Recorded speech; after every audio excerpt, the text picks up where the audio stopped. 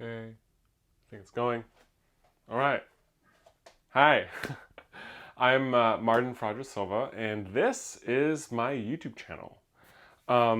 If you're watching this, you're actually watching my first ever vlog, so that's exciting. Why start now?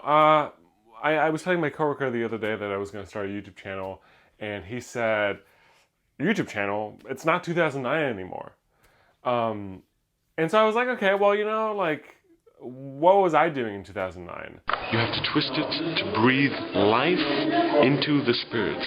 So you twist it to breathe life into the spirit. So we go. Yeah, I don't know either, but let's just say that I wasn't ready. It's kind of a long story, and I'll try and keep it short. So here we go. In the beginning, there was nothing. Wait, too early.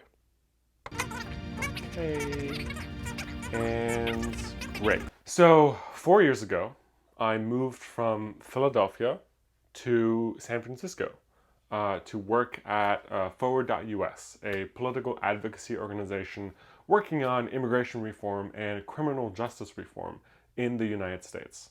I worked there as their multimedia producer, making videos, taking photos, sharing stories. Great experience, loved it. You know, I got to travel the country, talk to all these amazing people, immigrants, incarcerated people, their families, just Americans, kind of painting a picture of what this country looks like when you think about people.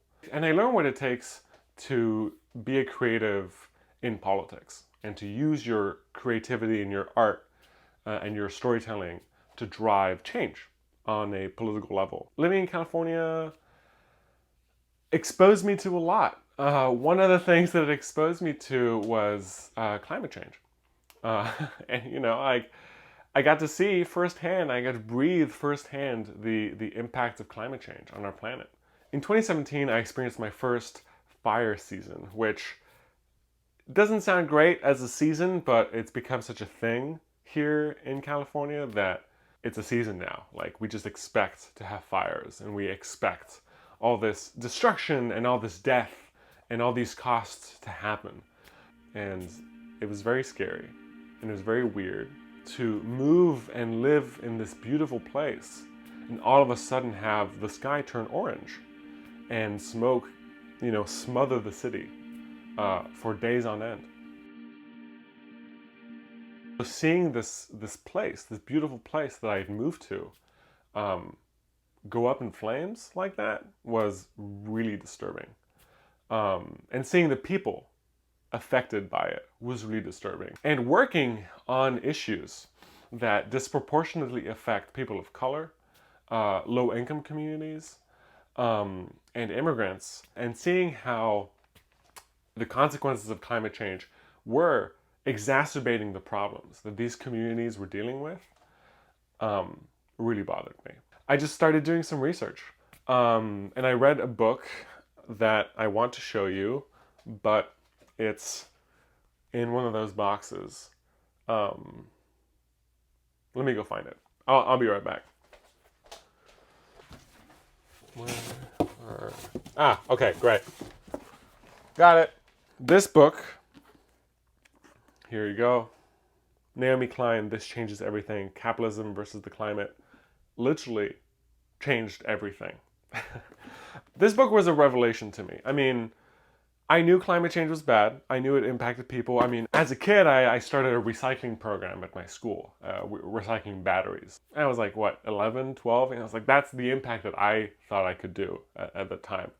And as an adult, I was like, oh, okay, I can actually have a much bigger impact than that. There's a lot that we could be doing. There's a lot that our politicians could be doing, and that we're just not doing it. And it's hurting millions of people. And it's going to hurt billions of people. I mean, it's affecting us every day. This book really launched me into an exploration of climate change. And so I read all these books, all these articles. I spent a lot of time reading and, kind of like realizing what was happening and what wasn't happening. It all kind of like bubbles up to, oh my God, like I need to do something about this. Climate change is literally going to affect every single other issue we can think of. Immigration, healthcare, even gun violence. land rights. Literally everything you could think of is going to be affected by climate change. Like, it's going to happen one way or the other. And so we need to do something about it. And I knew that climate change was an issue, but I never really thought it was something that I could have an impact on. And I think that's really what it boils down to. I didn't see how I could help. I didn't see a pathway for me to have a positive impact on this.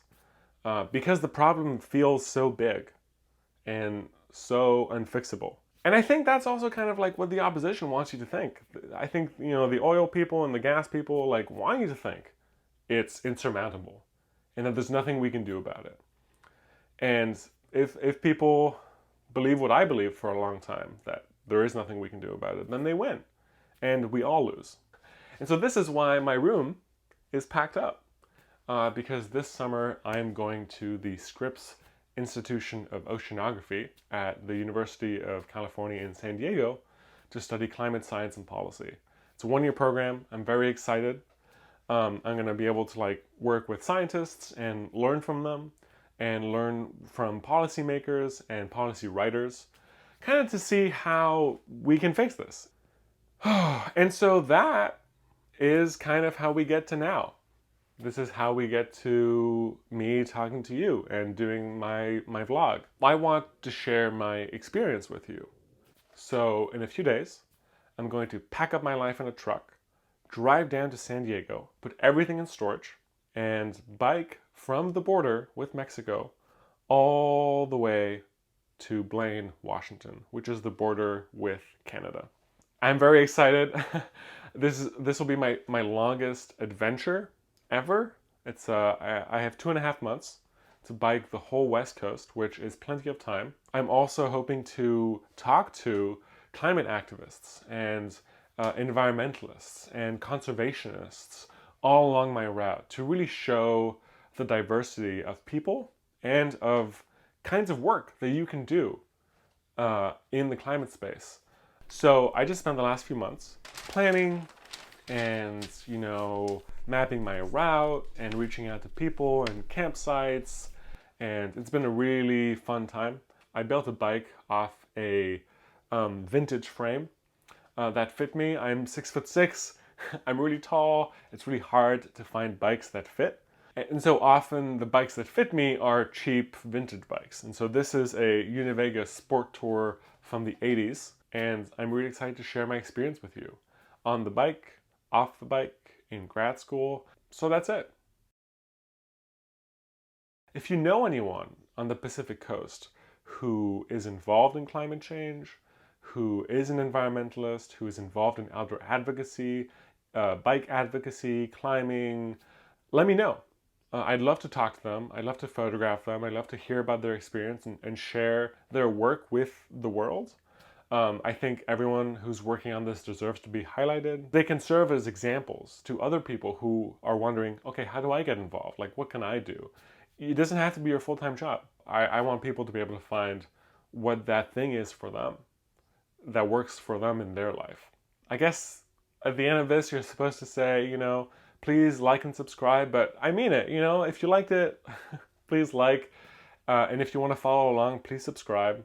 And please let me know what you think in the comments, whether it's, video related or story related, or if you have ideas. I'd love to hear what you think. I'm stoked. I hope you're stoked. And maybe I'll see you on the road.